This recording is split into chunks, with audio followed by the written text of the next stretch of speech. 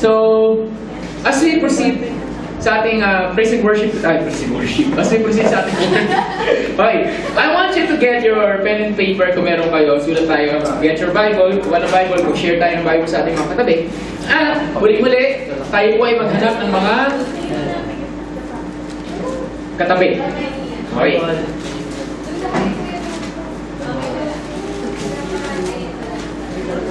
Simple lang yung message ko. May kinalaman sa nangyari kanina. Yun, Bible.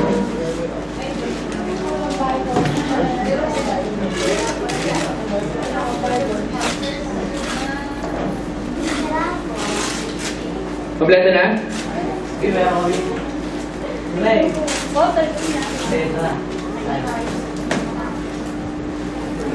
Okay. So, ang sabing amen kung nandun na.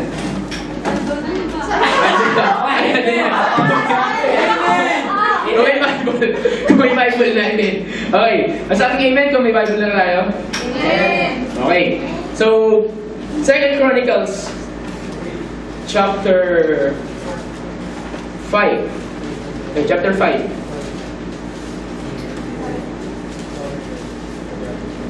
Wala natin ang verse 11. Ano na? Okay, 2 Chronicles chapter 5, verse 11.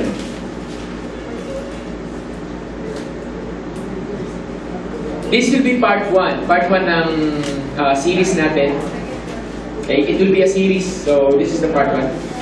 So, nandun na? 2 Chronicles chapter 5, verse 11.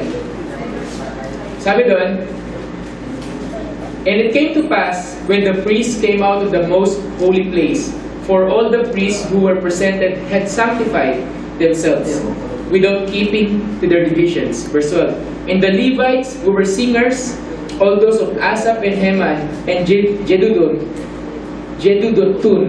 with their sons and their brethren, stood at the east end of the altar, clothed in white linen, having cymbals, string instruments, and harps, and with them 120 priests, sounding with trumpets. Indeed, it came to pass, when the trumpeters and the singers were as one, to make one sound to be heard in praising and thanking the Lord. And when they lifted up their voice with the trumpets and cymbals and instruments of music, and praised the Lord, saying, For He is good, for His mercy endures forever, that the house of the Lord was filled with cloud, so that the priests could not continue ministering because of the cloud, for the glory of the Lord filled the house of God. Amen, Father. And God, tulad na sinabi mo, Panginoon, dito sa salitang to, let this house of the Lord right this very moment filled with a cloud of glory. Thank you. We love you. We praise you. Amen and amen. So, palakpakan niyo naman si Lord. Bakit parang nakakumawa? Okay. Okay. Mabigat pa rin ba? Okay. So, di ba pala ang title ng message natin today is called Glory. Glory. The word itself, glory. Okay? Gloria. Okay. So, pag-uusapan natin, this is only part 1. Okay? For the first time, sa mga tao, karamihan dito, maaaring first time nila narinig yung salitang glory. O ano ba itong glory na to? Ano ba yung glory come down? Ano ba yung weight of your glory fall? Ano ba yun? Etc. etc. Today, pag-uusapan natin. And you will know more about this. And anong kinalaman nito sa buhay natin sa araw-araw? Malaki. Malaki ang kinalaman nito. So, okay.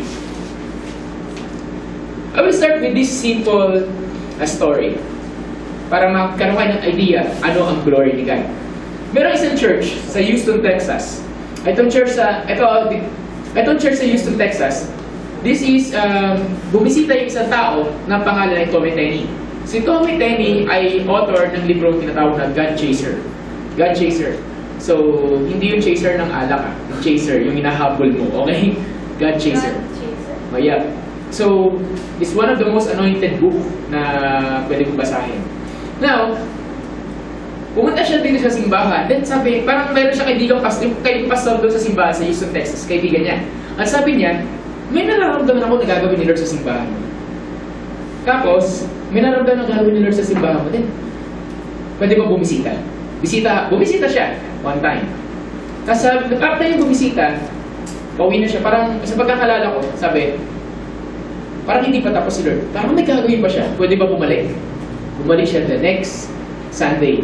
They have 3 services. Morning, afternoon, alam ko evening eh. I'm not sure kung I'm not sure kung 2 o 3, basta more than 1. Tapos yung itsura ng church, malaki. Para siyang sinihan. Tapos sa harapan, may parang baptism pool. So ganun, malaki kasi yung big church.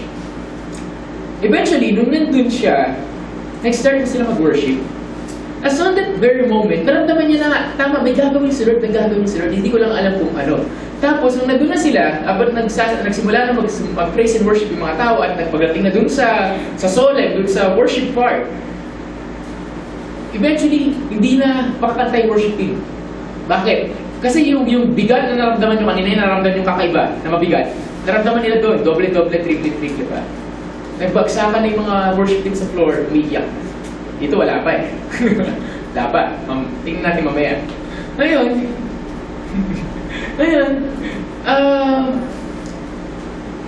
pinipilit nung keyboard, hindi ko alam kung yung keyboardist nila or yung worship leader, pinipilit pa rin niyang tumayo at tumutugtog pa rin siya. Kahit, siya na lang kumakanta.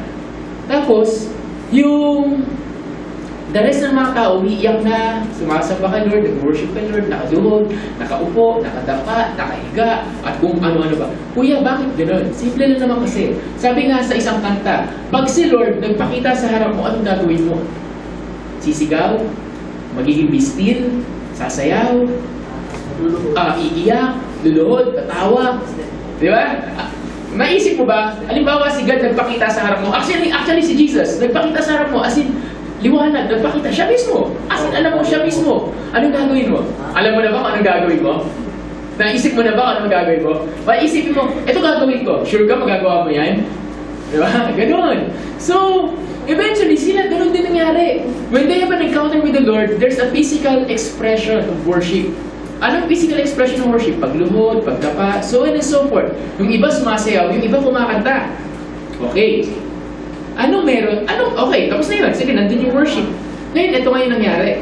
Binigyan ng word ng Lord yung pastor. At sabi ng pastor kay Tommy Tenney, meron akong word kay Lord, basahin mo sa harap. Meron akong word galing kay Lord, basahin mo sa harap, ito yung Bible. Sabi ni Tommy Tenney, ikaw na, ikaw yung pastor. Bakit ako pinapasa mo sa akin? Okay. So, punta siya sa pulpito.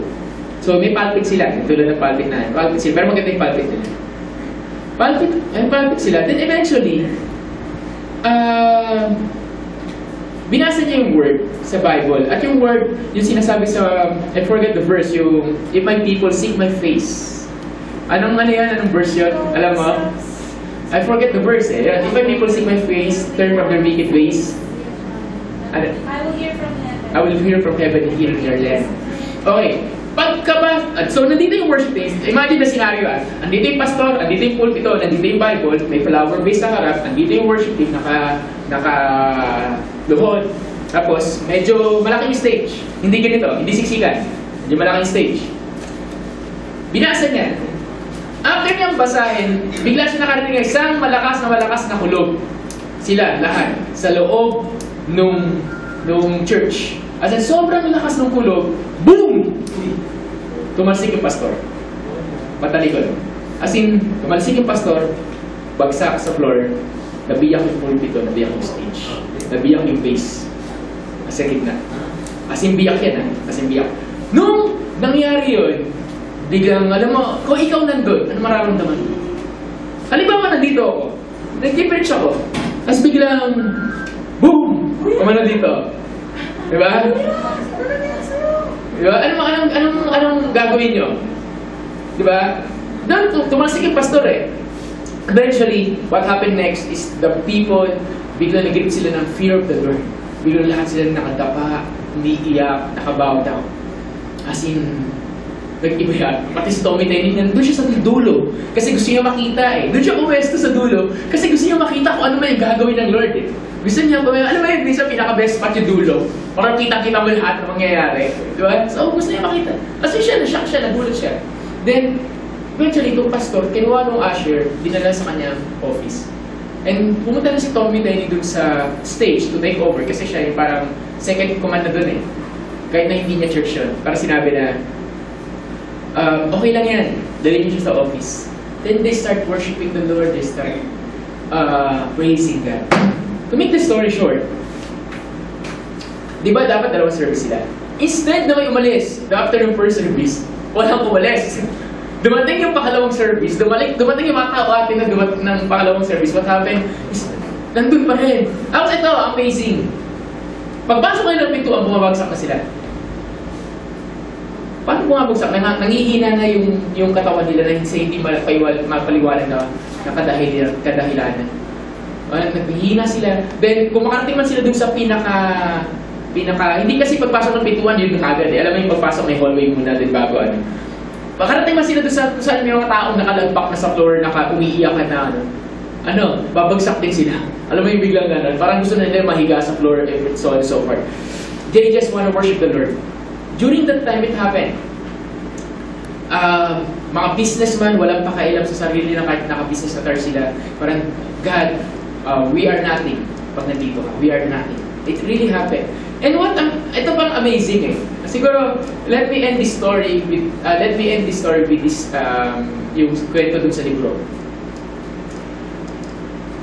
Yung mga tao gusto magpabaptize ngayon kay Comiteni. Sabi, kasi may baptism doon. When you say baptism, you're declaring yourself that you are a genuine 100% follower ni Christ. Na binabaptize ka, hindi baby, pero binabaptize ka bilang isang matanda kasi nag-decision ka na gusto mong ipakita publicly na ikaw ay follower ni Jesus. Ganon. So, may baptism pool doon. At yung mga businessman, biglang sinabi kay Comiteni, kailangan namin mabaptize. Baptize mo kami. Sabi ni Comiteni, hindi pwede ako mag-baptism kasi hindi ako pastor nitong simbahan na to. Ay, ganito na lang.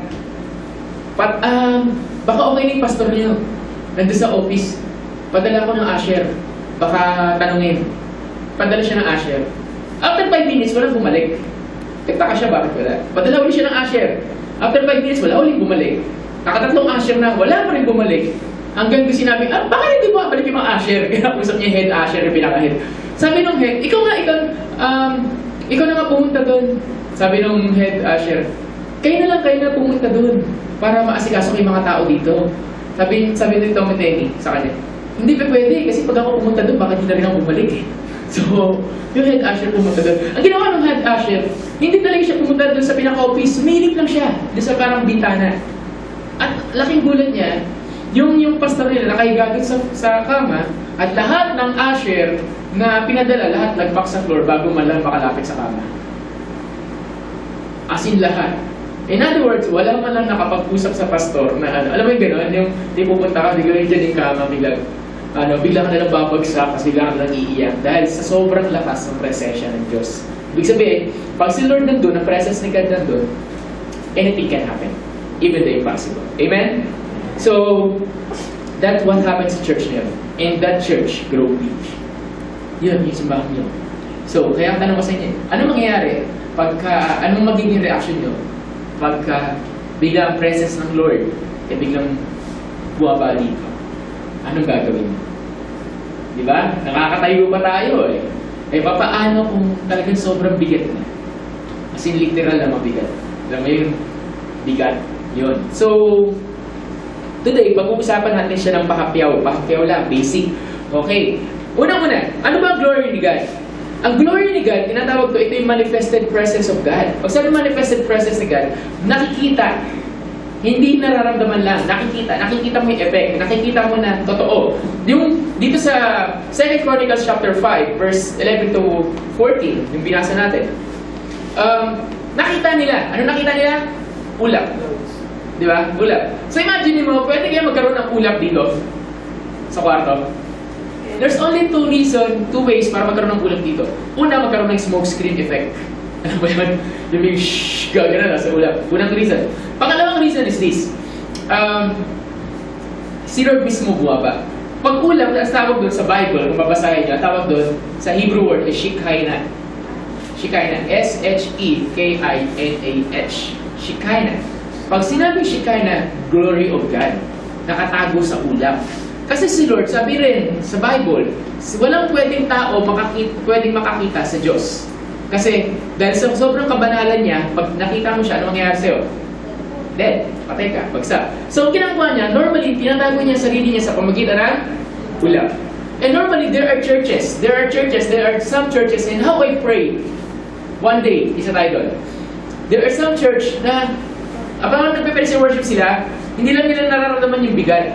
Kundi, makikita mo literal na may fog sa harap. Kasi may fog, kasi, uy, ano to, bakit parang ang foggy-foggy? Mas magsabi kayo lang kung may nakita kayo kanina. Kayo parang ang fog, parang foggy, parang may mist. Alam mo yung mist, yung manipis na fog? Yun. So imagine mo, hindi ulap na yung cotton balls na iniisip niya. Walang ganung ulap Okay, fog. Okay, imagine mo fog, nagkaroon ng fog sa loob ng kwarto. Ganon yung itsura nun. Okay. Normally, pag God showed up, miracles happen. Anong tulad ng miracles? Angels, makakarinig ka ng angels. Kahit di ka naniniwala sa anghel, makakarinig ka. Normal yung mga gumagaling. Kahit wala nagpipray sa'yo, gagaling ka. Kahit walang gumagaling ka physically, gumagaling ka emotionally.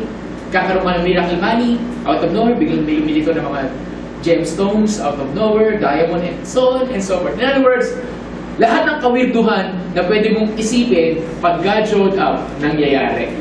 So, sino gusto nun? Diba? Then God is saying sa akin, I believe God is the Lord telling to you, the one thing na kailangan, and whenever God showed up, isang bagay yung gusto niya ibigay sa kanyang mga anak na nire-neglect ng kanyang mga anak. Alam nyo ano? Rest. Pahinga. When God showed up, unang-una niyang ibibigay sa iyo rest. Diba? Para sabi, anak, pahinga ka. Huwag ka makulit. Diba?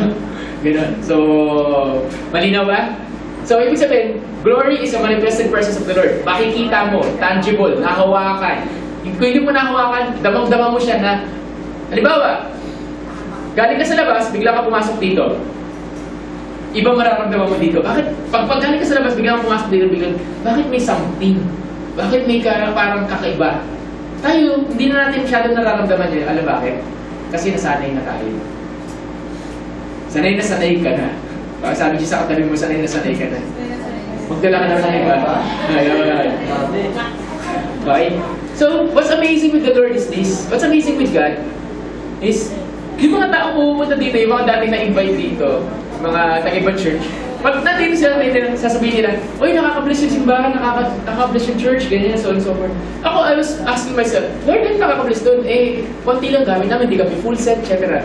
Diba? I mean, sige, nakaka-bless kami, pero hindi in a way na yung super high. Pero sila, bless na bless, kasi super high tayo, hindi tayo bless sa sarili natin. Parang, okay lang.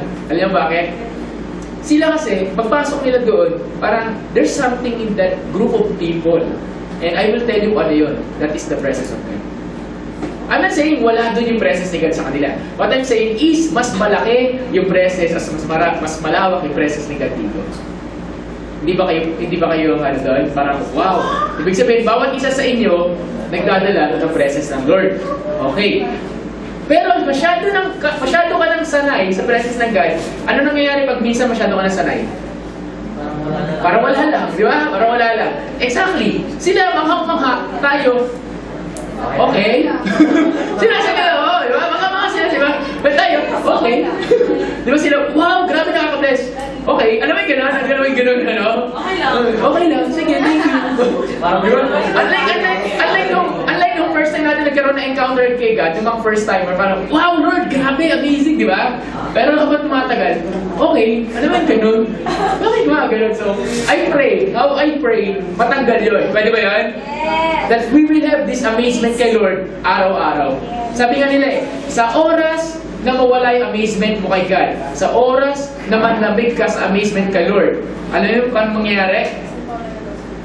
Ano na, magiging apathy na. Pag sabing apathy, darating yung time na parang wala na lang sa'yo.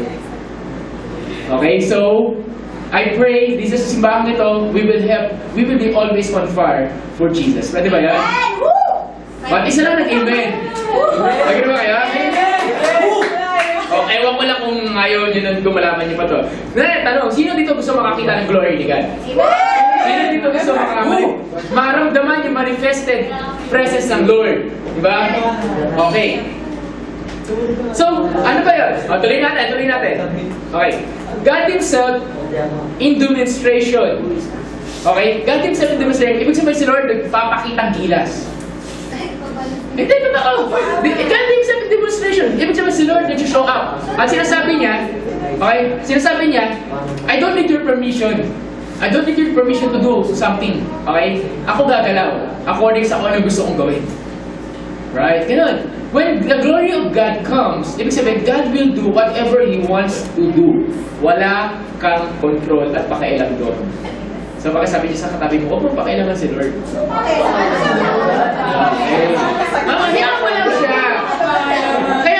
Kaya pagka dumating yung time na may mga sumasayaw dyan sa likod, kahit solid yung kinakanta dito sa keyboard, di ba? Huwag mo silang pakialaman kasi they are having encounter with the Lord. Okay. Tapos, okay. Ibig sabihin, when God showed up, He will do something. God is not showing up kasi gusto ka niya lang may ma-experience. Okay? Baka sabihin mo, God is showing up para may magkwento ako sa iba. Uy, alam mo, may narinig akong anghel. Uy, alam mo, may nakita akong gold. Alam mo, may nakita akong gemstone. No, it's not the point. God is showing up kasi gusto niyang baguhin ang buhay mo. At gusto ka niyang gamitin. Yun lang yun. Amen ba? Amen! So, when God shows up, sabi mo dyan sa katabi mo, humanda ka. Di ba? Kasi ang kasunod niyan, sasabihin sa'yo ng Lord, o ngayon, naramdaman mo na ako, magbago ka na. So sabihin mo sa katabi, magbago ka na. Okay. Tuloy tayo. Okay. Sabi dito, two things operate when the glory of God comes. May dalawang bagay nag-ooperate when the glory of God comes. Ibig sabihin, pag bumaba ang presensya ng Diyos, may dalawang bagay nangyayari. Una, yung tinatawag na sovereignty. Sovereignty. Alam niyo naman siguro po mga spelling yan, di ba? Okay. Sovereignty. So, from the word sovereign. Ano yun? Pag sabi sovereign, ang sinasabi ni Lord, let me do this now. Kaya akong gawin ko ito ngayon. Parang gano'n. Whenever He wants to demonstrate, manifest, come here, He doesn't need to ask permission from anyone. In other words, kailangan ba ni Lord sabihin sa'yo, Louie, pwede ba akong magparamdam sa kanila? Pwede ba yun? Diba? Kailangan ba natin marinig si Louie na makakanta muna tayo na may pagdamuhan ako matawag dito para sa sigal, diba? Kailangan ba yun? No, hindi kailangan yun. Diba? Kumanta man si Louie or hindi, kung gusto nila magpapakita siya, amen ba? Okay. Ngayon, pag kumanta si Louie, kasi hindi ka nababilis, pag nagpakita sila sa'yo, halimbawa, buwaba sila God dito, yung glory. Mabibilis ka na so much. Halimbawa, yesterday, we have this practice. Diba? Yesterday. Meron isang tao, hindi ko napapakalanan, may isang tao doon na bad trip eh. Bad mood. Feeling ko lang. Bad trip siya, bad mood siya. Eventually, masama ang tingin niya. Okay? Hindi mo mapakalanan kung sino to.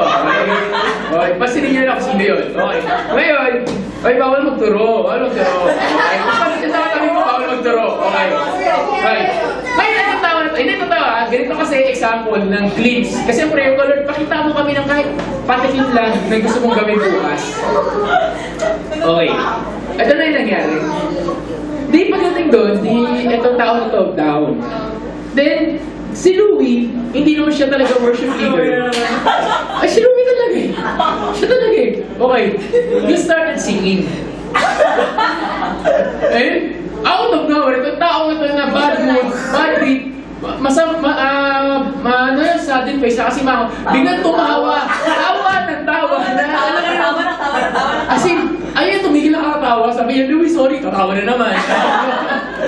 Okay. Kuya, ano ba kinanta ni Louie? Beautiful Rider. Yun. So, si Lord nandito na kanina pa. Nandito na si Lord kanina pa. Okay? So, it's not about the voice. Okay? God can use you. Amen ba? Amen! It happened yesterday. Hindi ko nga inaasahan gagawin yung illustration to for today. Di ba? Biglaan lang eh. Okay. So, ibig sabihin, when God comes, kahit sino pa na sa harap, hindi niya kailangan ng permission eh. Kahit basta niya kailangan ng permission, sabihin niya, tumabi-tabi ka muna. Huwag ka muna dyan. Ako muna ang gagalaw. There's this pastor, yung nakuha ng ganitong lesson na to. Yung pastor na to, sabi sa kanya ng Lord, mag-preach ka lang for 7 minutes. Sabi, Lord, 7 minutes? Conference, ang laki. 7 minutes? Preach ka lang, 7 minutes. Nag-preach siya 7 minutes. At ang service ay tumagal ng 2 oras. 7 minutes, 2 oras. At hindi siya nag-preach, wala siyang pinagpe-pray doon sa 7 minutes na yun, sa 2 oras na yun, nag-worship lang sila. At guess what? Yung mga may sakit, kusang bumagaling out of nowhere. Oo, nagka-testify sila sa harap. Totoo to ha? Nasa YouTube to, pwede ko ibigay yung pangalan ng pastor. So, this man of God, grabe. Paano nangyari yun? Yung nangyayari ba sa kanya, pwede rin mangyari sa'yo? Yes. 100% yes. Baka sabi niya sa katabi mo, gusto mo ba? Gusto mo ba? Gusto mo ba? Gusto mo? Hindi. Sino may gusto nun? Naglalakad ka lang, yung tamaan ng shadow mo, gumagaling na. Wow! Oh, bumakas. Di ba? Yung Holy Ghost lang last. Gumagaling. Yung sa atin kasi, we pray for people. Amen? Yes. Pero a glory of God, even without you laying your hands, without you doing anything, God will heal that person. Tama? God will touch that person. Hindi mo kailangan mag-pray, hindi mo kailangan magpakita sa harapan. Kahit nasa isang tabi ka lang, God will do something if you want to do. Amen? So yun ang tinatawag na sovereignty. I will do what I want to do. That is God. Kasi He is sovereign, He can do everything. Okay? So, sino may natututunan? Amen. So sabi dito, He cannot, He cannot be provoked, stir up, manufactured, because it is God beyond the faith and anointing of the person. Again, it cannot be provoked, stir up, manufactured, because it is God beyond the faith and anointing of the person. What does it mean? It cannot be provoked, stir up, manufactured. It means hindi mo pwedeng gayahin. Hindi mo pwedeng pilitin, dumating ang glory ni God. Yung iba, wala yan sa patay-patay ng ilaw, wala yan sa bukas-bukas ng ilaw. Alam mo yung gano'n? Mas pili ko si Lord pag nakapatay yung ilaw. Hindi, totoo. Dati ganun ako, di ba? Mas pili natin si Lord pag may smoke screen. Di ba? Hindi, wala lang yung may smoke screen talaga. Mas pili natin si Lord pag may dancing lights. Papa, yes or no? Like, in other words, wala yan sa special effects, wala yan sa emotion, wala yan. Ang glory ni God, hindi pwedeng kopyahin. Ibig sabihin, kung darating siya, darating siya. Amen ba? Kahit gitara lang, kahit wala ang gitara darating at darating siya. Agree? So, that's it. Wala yan. Kahit sa patutang ng special effects dyan, kahit sa patutang na patayin mo lahat ng ilaw, tapos kanya gawin mo dramatics, hindi mo lahat ng kandila, tapos pinipili mo si Lord. Hindi na to, di ba? May ganun. Pinipili mo si Lord. Oh, napaka-holy ng lugar. Di ba? Okay. Wala yan doon. Okay? Pakisabi sa katabi yan. Pakisabi sa katabi mo, wala yan sa special effects. Wala yan sa emotion. Nasa puso yan. Nasa puso yan. Okay? So, palakpakan natin si Lord. Pwede ba yan?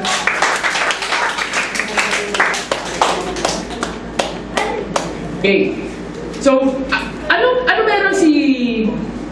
meron yung pastor? Okay. Ano meron tong Tommy Tenney na to? Ano meron yung pastor doon sa Church of Houston? Ano meron itong si Pastor Guillermo Maldonado, yung kinukwento ko sa inyo na 7 minutes ang nag-preach, tapos 2 hours na tumagal yung preaching. Ano meron sila? Simple lang. They are carrier ng glory ni God. In other words, they are vessel. Lalagyanan sila. Imagine mo, naglalakad ka, tapos yung glory ni God kasama mo. Anong pwede mangyari? Imagine nyo. Imagine nyo. Parang ganito lang yan. Nakwento ko na dun sa Prayer Mountain dati, naturo ko to. Anong gagawin mo halimbawa may kalapate dumapo sa'yo dito? Wala. May kalapate may kalapate, may dumapo sa'yo dito. Paano ka kikilos na may kalapate na nasa balikat mo? Slow motion. Sige. Paano ka kikilos? May kalapate sa balikat mo. Hindi wala ka na matatapos. Wala ka na magagawa. Carefully. Di ba? Kasi ano mangyari? Pagka mag-slow ka, ano mangyari sa kalapate? Mabubugaw, aalis. Ikaw ba? May dumapo kalapate mamaya paglabas natin ng navigator. May dumapo kalapate sa'yo. Gusto mo bang mawala? Di ba? Gusto mo nga hanggang papuwi. Ganda naman yung kalapate. Agree ba kayo? Okay. It's the same thing with the presence of the Lord. Okay? It's the same thing with the presence of God. Yun ang ibig sabihin ng carrier. Pag sabing carrier, okay, all ears na sa akin. Okay, pag sabing carrier, naglalakad ka, pero aware ka na may kalapate. Ang glory ni God ganito, naglalakad ka, aware ka na ang presensya ng Diyos kasama mo. Gets? Sabi, pag pumunta ka sa isang lugar, alam mo, dala-dala mo yung presence ni God. At pag pumunta ka sa lugar na yun, pag tapak mo sa lugar na yun, alam mo na, Lord, sa itong lugar na may gagawin ka. Sino may gusto nun? Diba? Pag sabing carrier ka ng glory ni God, pumunta ka tulad ng pagdadala sa Holy Ghost, punta sila sa ibang lugar, okay, sige Lord, sinabi mo. Kahit mamamatay na kami, sige, pupunta kami dito. Okay, fine! Diba? Punta ka. Pumunta sila doon, hindi nila alam kung anong inaasahan nila, pero nangyari yung mga imposible. Bakit? Kasi they are carrier ng glory ni God. In other words, when you are a carrier ng glory ni God, maraming mangyayari na hindi mo inaasahan na pwede mangyari. In other words, prepare to be surprised. Sabi nga, prepare to be surprised. So, when God comes, masyashock na lang, sasabihin mo na lang sa sarili mo, wow! Lord, nagawa. Kaya yung mga nagtatrabaho dito, sinabi ko last Wednesday, mga nag-work dito, ikaw yung asset ng kumpanya, hindi ka liability. Pag pumasok ka doon sa trabaho mo, pag pumasok ka doon sa kumpanya mo, you are a blessing doon. The moment na may pinagawa sa'yo at tinanggal ka dahil hindi mo sinunod, malulugi yung kumpanya. Automatic yun. Bakit? Kasi pagpapala kayo. Kasi kung nasaan man ang anak ng Diyos, nandun ang presensya ng Lord. At kung nasaan man ang presensya ng Lord, yung presence ni God, nandun ang blessing. So, amen ba? So, katanong po, patunayan natin today. Patunayan natin. Mabilis lang na workshop. Mabilis lang. Sino dito nabibless ka ngayon sa katabi mo? Ako! Oh, parang pilit siya ka ba? Parang pilit. Okay. Sino dito? Diba? Parang pilit. Pero seriously, nabibless ka ba yan sa katabi mo? Left or right? Diba? It means, that person na nabibless ka, kasi carrier yan, blessing ng Lord. Carrier yan ng glory. Diba? Lalo na pagka-ano, diba? Lalo na pagka-okay yan. Pag okay na okay sila ng Lord, alam mo yung close sila ni God, yung may grabe, nakikilaban siya. So, ibig sabihin, pakisabi niya sa katabi mo, dahil carrier ka ng Lord, ay mali, ulitin, dahil carrier ka ng presence ng Lord, at nabibless ako sa'yo, ililibre kita.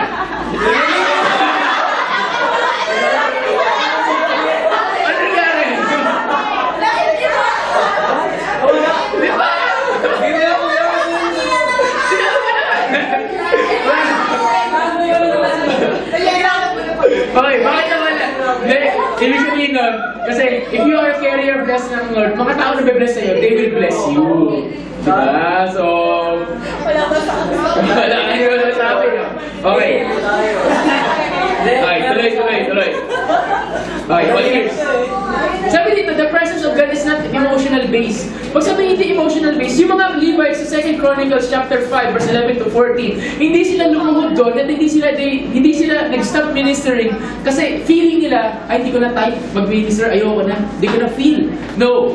Ibig sabihin, kahit gusto nila mag-minister, kahit gusto nila mag-worship, kahit gusto nila magsumamba, kumanta, mawit, and so on and so forth, hindi na nila magawa. Kasi yung presensya mismo ng Lord ang pumipigil sa kanila. Na-imagine niyo yun? Imagine yun, gusto mong tumayo, hindi ka makatayo. Gusto mong kumanta, hindi ka makakanta. Tama? Sinabi ko nga kay Narupa dito kanina eh. Kung may huling-huling mabagsak dito, ikaw yun. Yan. Pero kanina pagkatalipan. Pero kanina, pag nakuha ako ng mic, at pagkatalipan, iba na yung ginagawa eh. So imagine, hindi nagpipigil talaga siya. Nagpipigil. Ganito kasi, ganito kasi yan. Okay, ganito kasi yan. Okay. Okay, ibig sabihin yan, the presence of God, pag nandito presence ni God, may physical manifestations. Pag sabi physical manifestations, yung iba, may nangingisay. Yung iba tumatawa. May iba, ito to, may ibang sumasayaw. May iba kahit hindi nag-lead, nag-worship lead. May iba, may iba tahimik. Iba-iba umiiyak, iba tumatawa. Marami yan. Kanya-kanya. Kasi kanya-kanya rin tayo ng personality.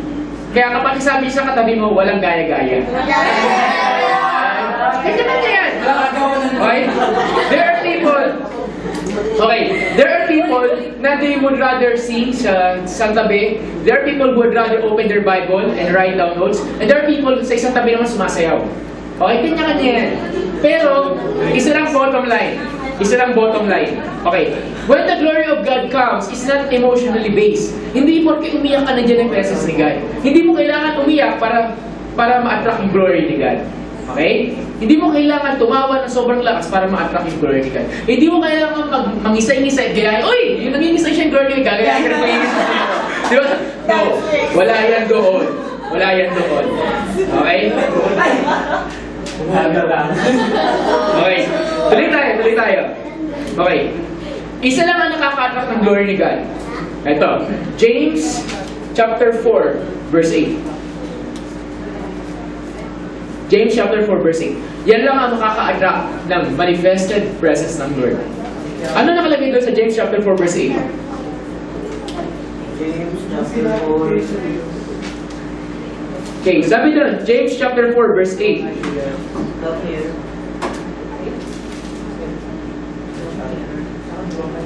Yun. Draw near to God, and He will draw near to you. Yun muna. Draw near to God, and what? He will draw near to you. Ano ibig sabihin? Ibig sabihin nun? Lumapit ka sa Diyos, at lalapit siya sa iyo. Si Lord, hindi ganito eh. Ikaw, ang gusto ni God, di ba, kunyari lang ha, I'm declaring, wala mo na to. Puro pa kayo mga bata. Kunyari, dumating na yung time na meron ka ng anak. Okay? May anak ka na. Di ba, pag yung anak mo hinahabol ka, ano gagawin mo? Tapos baby, ano gagawin mo? Anak mo rin. Ano yun, nakakbawa mo siya palayo, naghahabol lang kayo. Hindi ganun, di ba? Normally, pag yung anak, hahabulin ka, ang gagawin ng tatay o ng magulang, kasalubungin yung anak. Tapos mag-meet sila. Ganon. The same thing apply kay Lord. Whenever you are hungry and thirsty, kasi sinabing hungry and thirsty, ibig sabihin nun, gaano ka kagutom at gaano ka kauhaw para kay Lord. Yung tipo, Lord, gusto kita eh. Alam mo yung may crush ka, tapos sabi mo, yung sa crush mo, hindi, gusto kita eh. Ikaw talaga gusto ko eh. Bakit iba nalaligaw mo? Hindi, ikaw talaga gusto ko. Alam mo yung ganon? Ikaw, ako rin mo, hindi, ikaw talaga. Diba? Ganon. Normally ganon eh. Apply natin kay God. Gaano ka gusto si Lord sa buhay mo ngayon? Diba? Gaano ka parang kadesperado? Hanggang saan gagawin? Pag sinabi pa ni Lord sa'yo, mag-rap ka anak, magra-rap ka ba? Diba? Pag sinabi ni Lord sa'yo, sumayaw ka anak, sasayaw ka ba? Sasayaw ka ba? Diba? Hindi, honestly. Pag sinabi ni Lord sa'yo, mag-worship lead ka ba? Diba? So, wait, one thing. When you are hungry and desperate para kay Lord, desperado ka na gusto mo, God, gusto kita eh. Gusto kita. Then God will answer. And God will come to you. Ganun, that is how it works. Kaya nga, when we ask about the Holy Spirit, pag sinabi natin, Holy Spirit, come, fill me. Di ba? Ibig sabihin, pag galing sa puso mo, yung prayer na yun, He will come. Kasi, He responds sa mga tao nagkukol sa Kanya. Amen?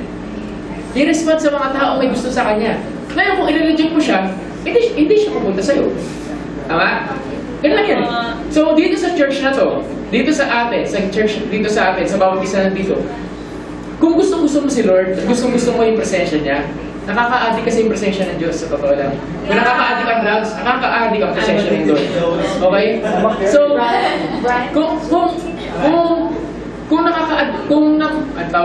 kung addict ka sa presence ng Lord, okay, welcome to the club ng mga addict. Okay? Addict ka sa presence ng God. Kung gano'n ka ka-desperado na, Lord, I want you. Sinabi na matulog, mag-worship pa rin. Sabi na matulog, mag-recording pa rin. Sabi na matulog, may gagawin pa. Alam mo yung magpapigan, mag-worship ka, kanta, wala nang boses, may worship. Sabi na matulog eh. Okay, sabi na matulog, mag-selfie pa rin ako. The point is, the bottom line is, when you want God, He will answer. Amen? At yung wanting na yun, hindi ibig sabihin on this moment lang. Pag gusto, alam ni Lord na gusto mo siya talaga, wala ka nang ibang laman sa puso mo, kundi siya. Hanggang pag uwi natin mamaya, wala ka nang iniisip kundi si Lord. Tama? At wala ka nang ibang ginawa kundi, sana mag-Sunday na. Sana mag-Sunday na. Sana mag-Sunday na. Ganon. Then that's God. Okay, pag-uwi natin, bakit Sunday? Pag-uwi natin, sana mag-devotion na ako. Sana mag-pray na ako, diba? Sana magbasa na ako ng Bible. No, ganon. Pag nakita ni Lord John, di ba? Pag nakita ni Lord John, alam mo kung ano gagawin ni God? Kahit wala kang kasama, kahit mag-isa ka lang, at kahit nasaan ka, pwede kanyang ibig. That is God. Amen ba? So, question is, sinong gusto nun? Sinong gusto ng glory ng Lord? Gusto ba nyo? Taas ang kamay kung may gusto. Ako! Okay. But again, tulad na sabi ko kanina, we cannot even tell Him na Lord, we cannot copy it. We cannot force Him to come if He doesn't want to come. Tama? Yes. He will only come kung nakita niya gaano ka kahangri. Kung nakita niya, Lord, desperado ako. Gusto kita. Lord, kung kailangan luluhod ako. Kailangan yuyuko ako. Kailangan dumapa ako. What is that? That is a gesture of worship. Diba? Kailangan sumayaw ako, sasayaw ako. Doesn't matter. That's a gesture of worship. Amen? So, last point. God knows if you are really hungry. Alam ni Lord kung siya talaga dinideserve mo. Okay. Then, sabi ko kanina, it is beyond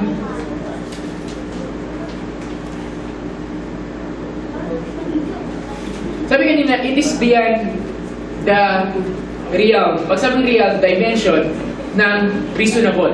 Okay? It is beyond the faith and anointing ng tao. Ibig sabihin, when God comes, hindi basihan yung faith at hindi basihan yung anointing ng tao. Wala yan sa akin, wala yan sa inyo. Wala yan according sa pananalig mo. Isang bagay lang para dumating si Lord, and that is because you want Him to come. Yun lang yun. Okay? So, next week, pag-uusapan natin, anong pinagkaiba ng faith at anointing? At anong pinagkaiba nito sa glory? But, thank you, Lord. Let me end with this. Sino may natutunan? Okay.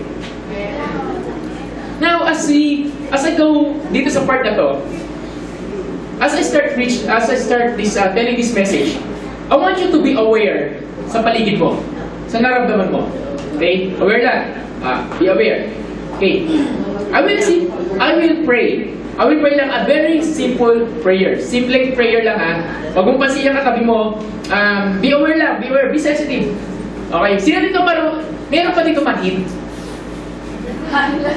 Yung tipong nandiyan na walang nararamdaman. Alam niyo dyan? Meron pa dito manhid? Yung tipong... Diba? Ayun. Okay.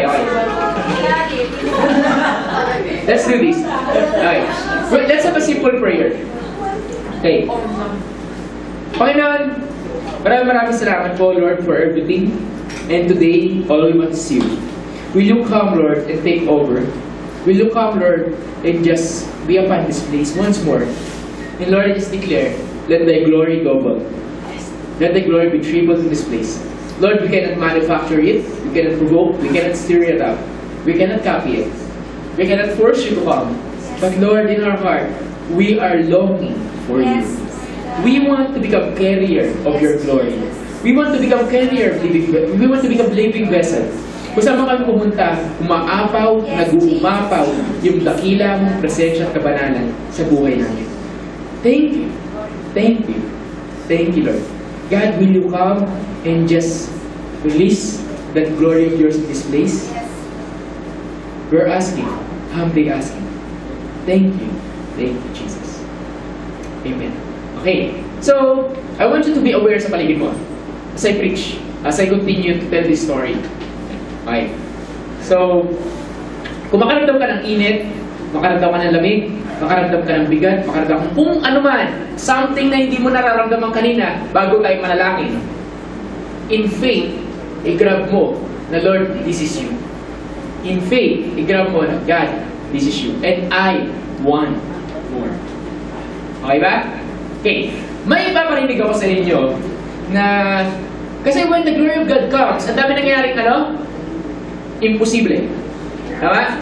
Miracles, signs and wonders, so on and so forth.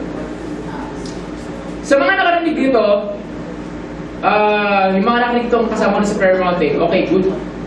Pero yung mga first time marinig to, pwede mo sabihin, Kuya, totoo ba yan? Well, it's up to you. Pero alam ko, totoo yun. Alam ko, totoo yun. Ano yun? There's a worship team kung saan lahat ng tao nakalagpak ka sa floor simply because ang lakas ng presence ng God. At ang nandun na lang, yung nagki-keyboard at yung kumakanta. Siya na kumakanta. Wala nang nagpa-backup. Wala nang nagpa-backup. And that is Jason Upton. And guess what?